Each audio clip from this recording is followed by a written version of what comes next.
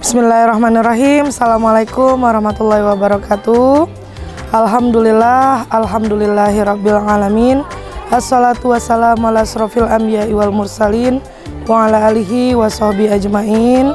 Puji syukur kehadirat Allah Subhanahu wa taala yang mana pada hari yang cerah ini, cuaca yang sejuk ini, insyaallah Sdit Alfurqon melaksanakan kegiatan Outbond di tahun 2025-2026 di bumi perkemahan Gandus, tepatnya pada tanggal 15 Januari 2026. Salawat dan salam kita haturkan pada Nabi besar kita Muhammad sallallahu alaihi wasallam, para keluarga serta para tabiinnya hingga akhir zaman.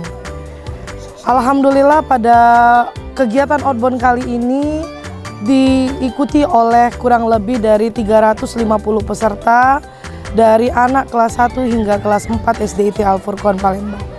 Adapun tujuan dari kegiatan Outbond kita yang pertama, bagaimana kita menginginkan agar terbentuknya karakter-karakter dari peserta didik, mulai dari karakter kedisiplinan, tanggung jawab, kemandirian, serta kerjasama tim antar temannya, serta menumbuhkan jiwa kepemimpinan dari anak-anak tersebut.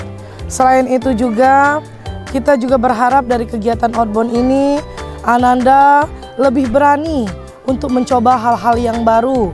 Apalagi di tahun ini kita memiliki suasana yang baru pada kegiatan Outbond.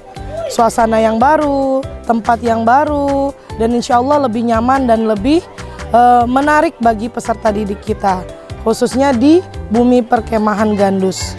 Ada beberapa kegiatan Outbond yang dilaksanakan, mulai dari flying fox, kemudian titian tali, ada juga jembatan Birma, climbing dan rafting, serta menyeberangi sungai, dan yang paling menantang lagi ada spider web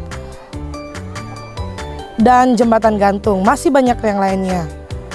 Ya, harapan kami ke depan, semoga dengan adanya Outbond ini, anak-anak semakin mencintai alam, semakin mandiri, semakin bertanggung jawab, disiplin, dan khususnya semakin menumbuhkan jiwa kepemimpinan anak-anak sekalian.